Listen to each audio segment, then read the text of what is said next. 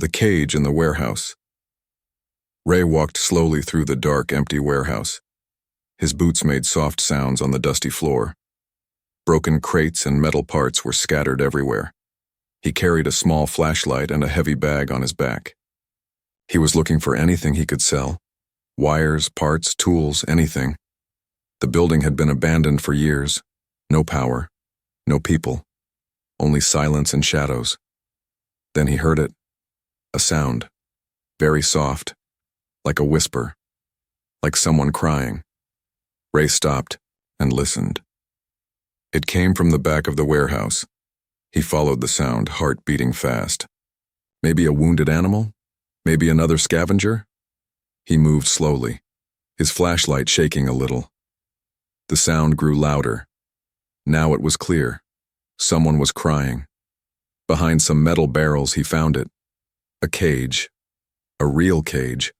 Old, rusty, and locked shut, with thick wires. Inside, curled up in the corner, was a girl. She wasn't human. Her skin was soft blue, covered in dust and scratches. Her body was thin, almost too thin to be alive.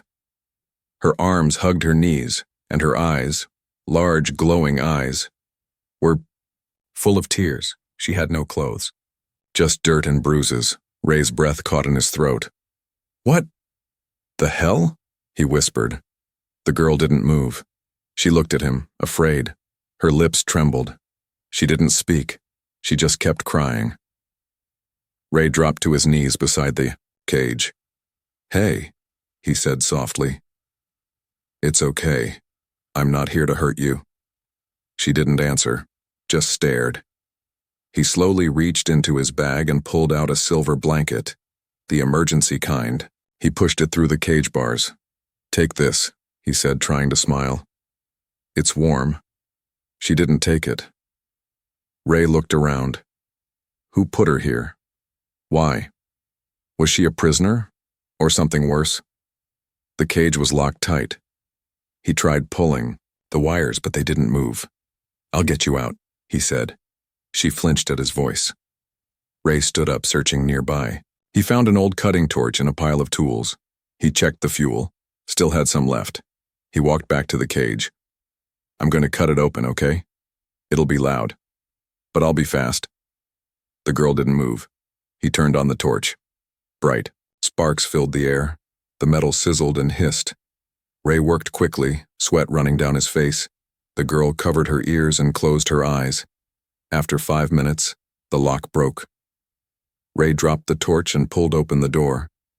She didn't move. He kneeled down again. "You're free now," he whispered. "Come on, let's get you out of here." Still, she didn't move. Ray sighed. Slowly, gently, he reached into the cage. She tensed but didn't fight. He wrapped the blanket around her. Her skin was cold. Too cold. He picked her up. She was so light, like a child, even though her face looked older.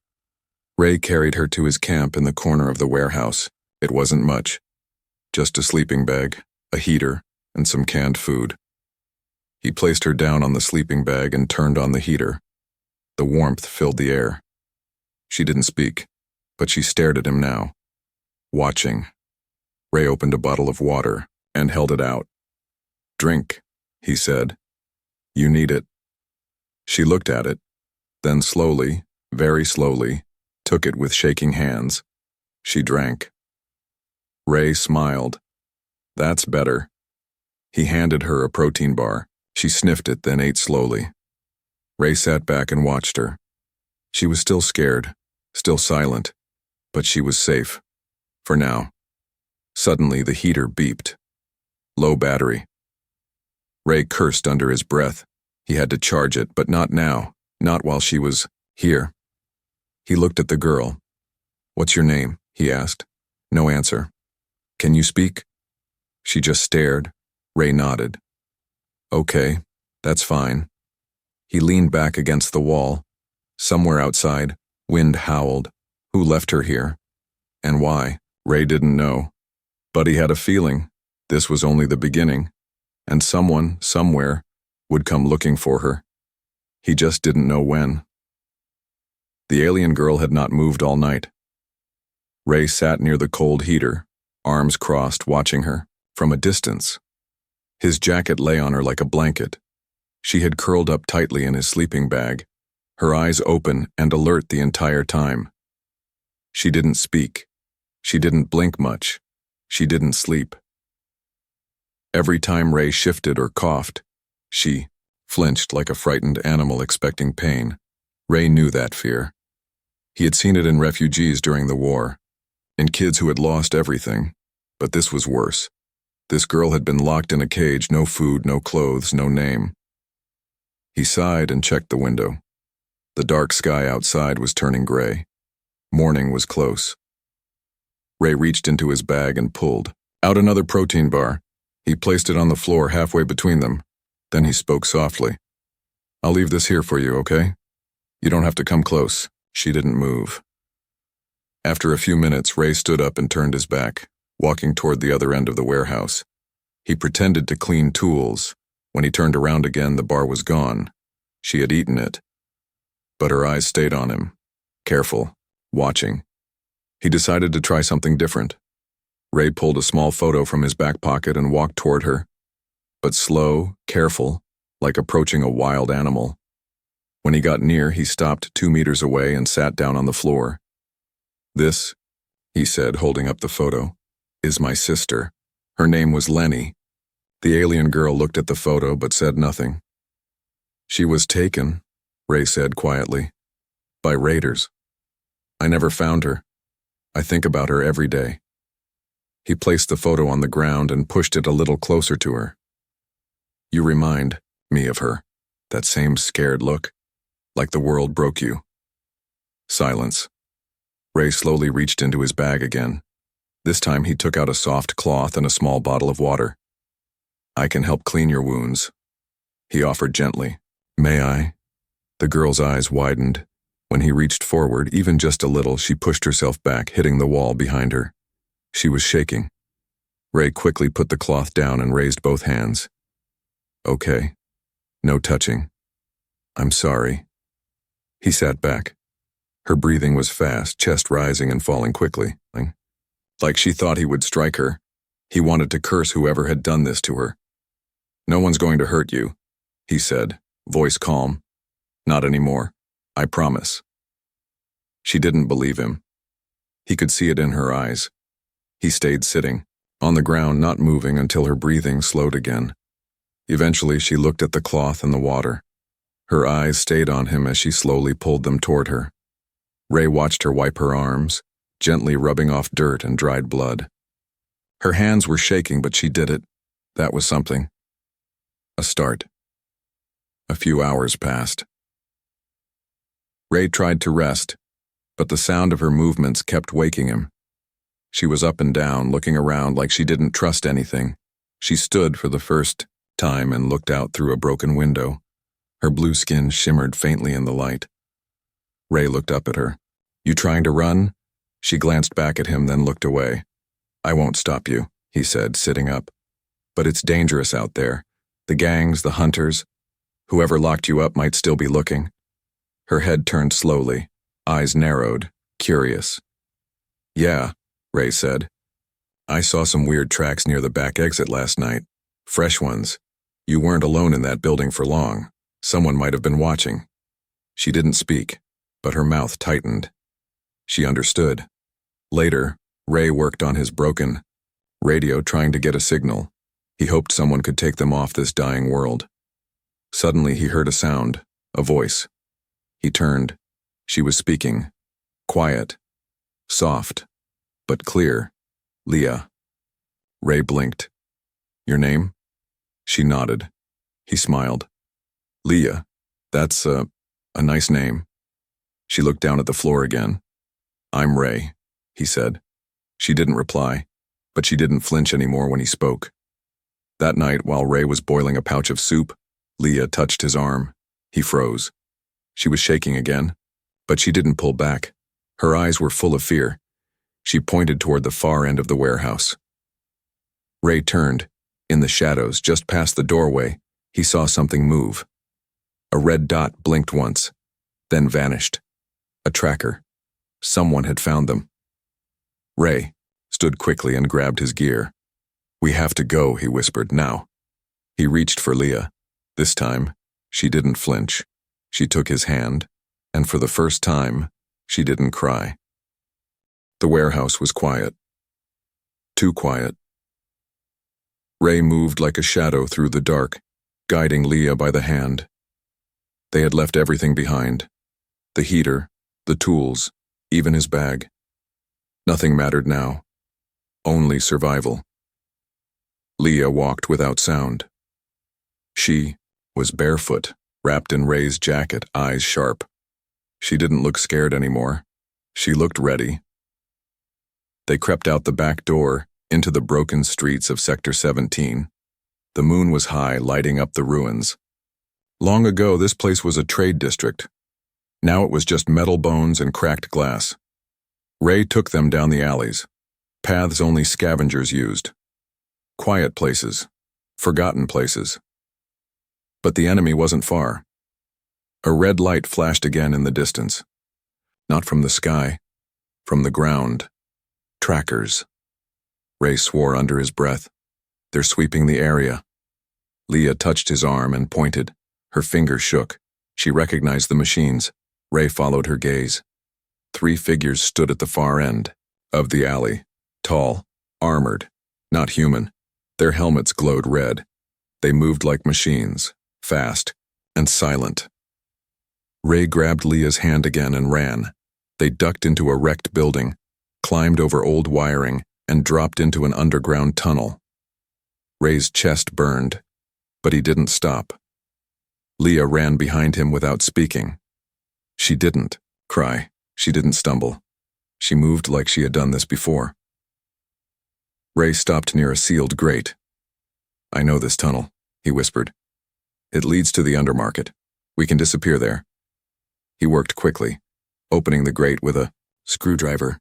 The metal groaned loudly. Too loud. Above them, boots landed on concrete. The hunters were here. Ray yanked the grate open and helped Leah slide inside. He followed and pulled it shut. Footsteps passed overhead. Leah pressed herself to the wall, holding her breath. Ray put a finger to his lips. They waited. 10 seconds. 20. A minute. The hunters moved on. For now. The tunnel was dark and wet. The smell of oil and old blood filled the air.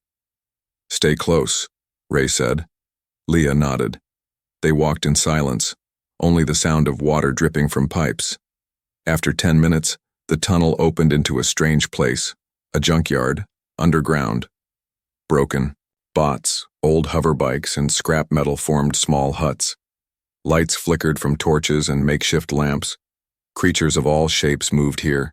Smugglers, drifters, ex-soldiers. No one asked questions. Ray led Leah to a stall in the corner. A short, 4-eyed alien sat behind a table covered in weapons and gadgets. "Tarl," Ray said. The alien looked up. "Ray, still alive, I see. I need help. Safe place. Off-world, passage." Tarl raised an eyebrow. "What did you steal?" Ray stepped aside. Leah stood behind him, silent. Tarl's eyes widened. "You brought her here?" he hissed. "You know what she is?" Ray frowned. "What do you mean?" "She's not just some lost girl. She's property, high value. Some say royal." Ray turned to Leah. "Is that true?" She looked down. Tarl shook his head. "You're in deep now. The ones chasing her? Not bounty hunters, not slavers. They're enforcers. She escaped from a top-level lab." Ray felt cold. "A lab? You can get us out or not?" he asked. Tarl sighed. "Maybe, but it won't be cheap. And if they find you here, they'll burn this whole sector down." Ray looked at Leah. She had tears in her eyes, but not from fear, from shame. He knelt beside her. "Leah, did they hurt you?" She nodded slowly. "Experimented?" Another nod. Ray's fist tightened. "No more," he said. "You're not theirs anymore." Tarl grunted. "You better leave before someone recognizes her. I'll contact my pilot." Ray nodded. Thank you. But Ray, he turned. They're tracking you, not just by sight. They're using pulse signatures, your heat, your sound. She might still be tagged. Ray froze. He remembered the strange collar she wore in the cage. He had removed it, but maybe it wasn't the only device.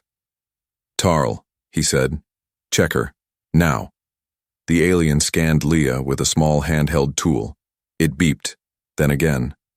A third time. There, Tarl said, pointing to her arm. Under the skin, small as a needle. Ray took a deep breath. Can you remove it? I can try. 30 minutes later, in the back of the stall, Tarl worked with fast hands. Leah didn't scream. She didn't even flinch. The small device was removed and crushed. Tarl placed it in a metal box and sealed it with acid. No more tracking, he said. Ray exhaled. Thank you. Suddenly the lights flickered. Screams echoed from above. They found us, Tarl whispered. Leah stood up fast. She didn't hide behind Ray this time. She grabbed his hand. They ran. The alley exploded behind them. Red lights flashed. But Ray and Leah disappeared into the smoke side by side, running for their lives, but now, it wasn't just fear. Now, she was fighting too. Smoke filled the air. Ray and Leah didn't stop running, not even when the ground shook behind them. Explosions ripped through the underground market. Tents collapsed. Aliens screamed. Fire danced across metal beams. Ray pulled Leah into a narrow gap between two broken storage tanks. They crouched low, hidden by shadows. Ray panted, hands on his knees. That's twice we escaped.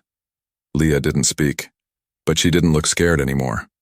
Her eyes were sharp, watching everything. Above them, the hunters moved in rows, like machines, scanning with red beams. Ray stared at Leah. Are you sure that tracker was the only one? She looked down.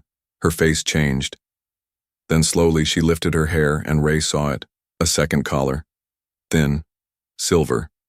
So smooth it looked like jewelry. But it wasn't. Ray leaned closer.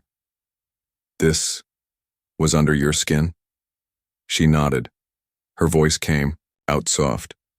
It tightened when I disobeyed. Shocked me when I cried. Ray's stomach twisted. How long did they keep you like that? Leah touched the collar gently. Since I was taken. Ray looked at it carefully. It's connected to your nerves, he said. No wonder they tracked us again. He searched his pockets. We'll get it off, I promise. Later, inside, an old maintenance tunnel, Ray found what he needed. A power cutter, a neural scanner, and a borrowed med gel. He laid Leah down gently on a table. This might hurt, he warned. She looked up at him. I trust you, she whispered. Ray froze. It was the first time she said that. He nodded. Okay, let's do this. He turned on the scanner. It showed dozens of small wires connected to the collar. Some, deep inside her neck. He had to be careful. One wrong cut and it could paralyze her, or worse. Ray's hands were steady. His heart was not. He started with the outer ring. Each small wire sparked as he removed it. Leah winced, but stayed still. Ray wiped sweat from his forehead. Halfway done, he whispered.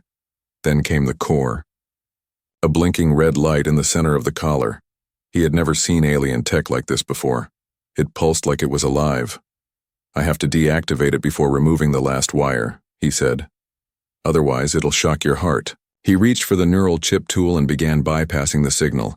The red light blinked faster. Leah clenched her teeth. Almost there. Click. The collar popped open. Ray quickly tossed it away and crushed it with the cutter. Sparks flew, then silence. He looked at Leah. It's off. She sat up slowly, hand on her neck. She blinked, and then started to cry. But this time not from fear. Relief. Freedom. Ray placed the pieces of the broken collar into a metal box and buried it, beneath debris. No more control, he said. They won't find us again that way. Leah looked around the small tunnel room. Where now? Ray smiled a little. You just spoke full sentence. Leah looked down shyly. I practiced. In my head. You did great. She smiled. 2. Small but real. Then her face turned serious. They will send more, she said. Not hunters, soldiers. Ray nodded. We need off this planet. The next day, Ray contacted Tarl again using an old communicator. Tarl's voice came through. Weak, full of static. You're lucky I'm still alive, he growled. I found someone, a pilot, but he won't wait long. Coordinates? Old, spaceport, Dock 12. You've got 1 hour. Ray turned to Leah. Time to move. They dressed in ragged clothes to blend in. Ray gave Leah a scarf to cover her face. She gripped his hand tightly. The spaceport was dead. Once a hub for cargo ships, now just bones of metal and rust. Few lights worked. No guards. Only echoes of the past. Ray and Leah crept through hangar halls. Then they saw it. A small ship. The pilot, an old human woman, waved from the ramp. Hurry up, she shouted. I don't wait for ghosts. Ray smiled. She's real. That's good. They walked faster. Then Ray heard it. Footsteps. Not just one set. Dozens. Shouts echoed through the hangar. Leah turned. Her eyes widened. They're here. Armored. Figures spilled into the corridor. Red eyes glowing. Ray pulled out a stun pistol. Go, I'll cover you. Leah grabbed his hand. We stay together. They ran. Shots hit the walls around them. Ray fired back, hitting 2 pursuers. The rest kept coming. The ship door opened. The pilot shouted, Get in, now! Ray and Leah jumped aboard just as the ramp closed. The ship lifted. Explosions shook the hangar, but they were airborne. Safe. For now. In the quiet of the ship, Ray sat on the floor, breathing hard. Leah sat beside him. He looked at her neck. The skin was red but healing. You're free now, he said softly. She looked at him. I was never free, she said, until I met you. Ray didn't speak. He didn't have to. She rested her head on his shoulder, and for the first time since he found her, she fell asleep. The ship landed far from the city, deep in the lower sectors. Beneath the surface of the planet there were old tunnels, forgotten domes, and rusted chambers filled with broken tech. No cameras, no patrols, only shadows and silence. It was the kind of place people disappeared forever. Ray stepped off the ship first, scanning the area. The air smelled like oil and damp metal. Leah followed him. Her steps were slow. She was quiet, weaker now. The pilot, a sharp old woman named Kara, leaned on the ship's door. I can't stay here long, she warned. You've got maybe 2 days, then I lift off. Ray nodded. Thank you. Don't thank me, just don't bring heat to my ship. Then she slammed the hatch shut. Ray looked around. Let's find shelter. They walked for hours. The lower sectors were massive. A maze of collapsed buildings and tunnels. Some had glowing signs from a time when people lived here. Now only strange shapes moved in the dark. Eventually they found it. An old med bunker, sealed and hidden behind a fallen tower. Ray forced the door open. Inside there was dust, broken, screens and empty beds, but it was safe.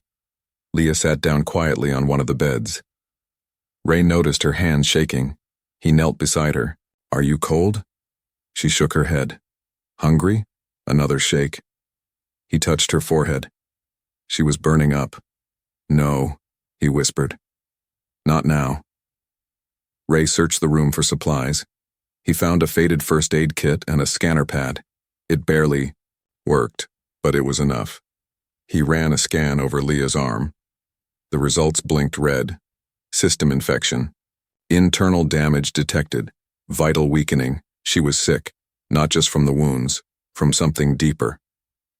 Ray grabbed a med gel, but it wasn't strong enough. He needed real help, real medicine. But to get it, he had to go into the city again, back to danger, back to the hunters. Ray looked at her. She was trying to stay strong, eyes open, lips trembling. I'll get what you need, he said. She gripped his hand weakly. Don't go. I have to. Ray. Her voice was low, soft. I'm scared. He touched her face gently. I'll come back, I swear. Then he was gone. Ray reached the edge of the city in a stolen cloak. Lights flickered overhead and voices filled the air. Drones moved between buildings. Patrols marched. The bounty posters were everywhere. A hollow screen showed Leah's face. Wanted. Biological asset. Reward. 500,000 credits. Dead or alive. Ray growled. They weren't even calling her a person. He kept moving. His contact, an old medic named Jorah, lived in a closed-off sewer clinic. Ray knocked 3 times, then twice fast. The door opened. Jorah's eyes widened. You shouldn't be here. I need meds. Now. Broad-spectrum antiviral and cell repair nanites. For who? Ray hesitated. A girl. Alien. Jorah frowned. Is it the girl from the screens? Ray didn't answer. Jorah sighed. You know what they'll do if they catch you? Yes. Then you better move fast. Ray returned 2 hours later carrying a cold box filled with medicine. He opened the bunker door. Leah was still breathing, but barely. Her skin looked pale, her body limp. Ray injected the nanites first, then the antivirals. He held her hand the whole time. You'll be okay, he whispered. Just hold on. He stayed up all night watching her. He didn't sleep, didn't eat, just watched, waited. By morning, she stirred. Her eyes opened slowly, and for the first time, she smiled without pain. You came back, she whispered. Ray laughed softly. I said I would. She sat up, weak but alive. Her fingers found his, and she didn't let go. 2 days passed. Leah grew stronger. She ate. She drank water. Her voice came back. Ray taught her how to use the scanner and the med gel. You're learning fast, he said. She nodded. I want to help, not just be saved. Ray looked at her with pride. She was changing, becoming something more. But peace didn't last long. That night, the power flickered. Then a sound came through the bunker speakers. A voice, cold, robotic. Subject L-27 detected. Signal restored. Initiating extraction. Ray's heart dropped. How? He whispered. We destroyed the trackers. Leah stared at the scanner. It showed a pulse. Not from a chip. From her. Ray, she said slowly. I think they can feel me. Ray stood, grabbed his weapon. We have to move, now. Explosions rocked the ground above them. The ceiling cracked. Hunters were coming again. Leah didn't freeze. She didn't cry. She stood beside him, eyes glowing. Then let them come, she whispered. The ceiling groaned above them. Dust rained down as another explosion echoed from the surface. The old med bunker shook like a dying beast. Red warning lights blinked on every wall. Ray didn't panic. He had one goal now. Protect Leah. He tossed her a small pack. Grab it. Emergency food med kit, flare, we don't stop again. Leah nodded and moved fast. Her fear was still there, but something else had grown inside her too. Fire. Ray led her to the escape shaft. It hadn't been used in years. Rust covered the ladder. It's this or nothing, he muttered, prying it open. The sound of boots marching above pushed them forward. Leah climbed first. Ray followed with his pistol drawn. They reached a tunnel that led into an old power station. It was dark, dead for years, but the moment they stepped inside, lights flickered on. Motion sensors. Too late. Ray aimed his gun. Run! Leah sprinted ahead. 2 hunters dropped from the ceiling, landing between them. Ray fired. One dropped. The other lunged forward. Ray grabbed a steel pipe and slammed it into the attacker's helmet. Sparks flew. Leah turned, wide-eyed. But Ray shouted, "Go!" She hesitated, just for a second, then obeyed. Ray barely made it out. His arm was cut, bleeding. He stumbled into the alley behind Leah. She reached for him, panicked. "You're hurt." Not the first time, he smiled, but winced. She helped him sit. I should have stayed. Ray shook his head. You were the target. You had to move. She looked away, ashamed. Ray's voice was gentle. Leah, you're not weak anymore. But if you stay close, you'll lose your chance. You might lose yourself. She touched his wound carefully. But I won't lose you. They hid in a collapsed shuttle for the night. Ray's wound burned, but he didn't sleep. Leah sat beside him, watching stars through a hole in the wall. After a while, she asked, Why are you still helping me? Ray looked at her. You remind me of someone, he said. My sister. She was taken when we were young. I never found her. Leah's voice was small. You think I'm her? No, I know you're not. Then why? Because I failed. Once, Ray said, and I won't fail again. She nodded slowly. Her hand found his. She didn't pull away. Morning came. They moved again. Ray's strength was fading, but Leah helped him walk. She remembered the med scans. She knew how to apply pressure to his wound, clean the blood, and give him energy shots. She was learning. She was adapting. They reached a rooftop and looked over the city. Drones flew in lines. Checkpoints glowed blue. Leah saw her face on every screen again. Wanted. Subject L-27, extreme danger. She turned to Ray. Why do they call me that? L-27? Ray shook his head. Maybe a lab code. Something cruel. Something cold. Leah stood taller. My name is not L-27. It's Leah. Her voice was strong. Ray smiled. Say it again. She looked out over the city. I'm not an object. I'm Leah. They climbed into an old observatory dome, now used as a smuggler's den.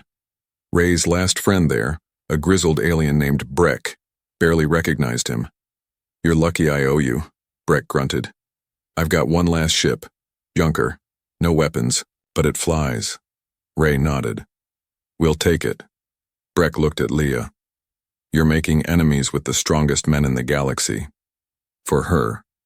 Ray answered without pause. She's worth it. Leah looked surprised. No one had ever said that about her before. That night, while Ray rested in a corner, Leah sat quietly. She touched the scars on her neck. Memories came back. Dark rooms, wires, needles, pain. Then Ray's voice. His hand. His warmth. He had seen her as more than a subject. More than a code. He had called her family. And that meant something. She stood and walked outside. The stars stretched above her. But something else was in the sky now. A massive ship. Descending. They found us again, she whispered. Ray rushed. Out. He saw it too. Sleek, black, silent. An elite extractor ship. They weren't just coming for her now. They were coming to erase everything. No time for a plan, he said. We have to run. But Leah stopped him. No. Ray turned. What? She looked him in the eyes. No more running. If I keep running, they'll chase me forever. But if I fight, maybe I'll be more than just what they made me. Ray hesitated, then nodded. What do you want me to do? She picked up his old pistol. Help me make them remember who I am. As the enemy ship landed, Leah and Ray stood side by side on the roof. They were outnumbered, outgunned, but not broken, not afraid, not alone. The wind howled over the rooftop. Dust rose in small clouds around Ray and Leah as the extractor ship lowered, its engines rumbling like thunder. The sky above them turned red from the lights. Soldiers dropped one by one. Dark armor, glowing. Helmets, rifles raised. Ray stood in front of Leah, his body tense, his grip tight on the old pistol. We hold here, he said. Leah nodded, standing taller than ever. Her eyes were clear, her voice calm. No more cages, she whispered. The soldiers marched forward. There were at least 10 of them. A voice came through a speaker, cold and sharp. Subject L-27, you are property of the Xenotech Division. Surrender immediately. Leah took a deep breath. My name, she said, loud and steady. is Leah. I'm not your subject. I am not property. There was a pause, then the order came. Capture her. Kill the human. Ray raised his weapon. He fired first. The first shot hit the lead soldier in the chest. Sparks flew. Leah ran to the left, pulling Ray with her. They ducked behind old air vents as bullets tore through the rooftop. Ray groaned. His wound reopened. Blood soaked his side. Leah ripped cloth from her scarf and pressed it to the wound. No, Ray said. Don't stop, you have to keep moving. I'm not leaving you, she shouted. More soldiers advanced. Ray raised his pistol again. Out of ammo, he threw it aside and stood with clenched fists. Then, Leah stepped in front of him. A soldier aimed his rifle at her. She didn't move. She just closed her eyes. And something changed. A sudden hum filled the air. A pulse, like a heart, but louder. Light shimmered around her skin. Faint blue at first, then glowing. The soldier fired. The bullet stopped mid-air. It floated, hung there, then dropped. Ray stared in disbelief.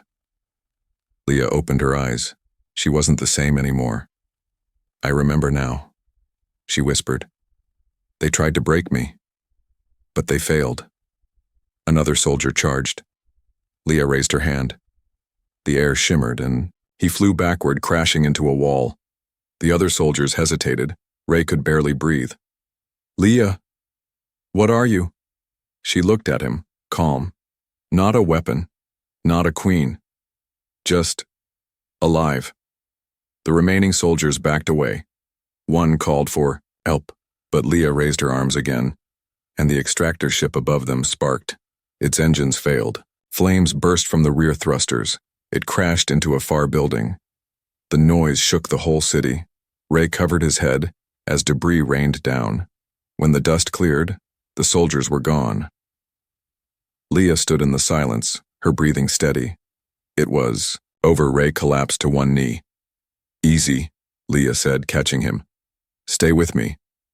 I'm okay, he lied. She touched his side and focused. A soft light passed from her fingers into the wound. It closed.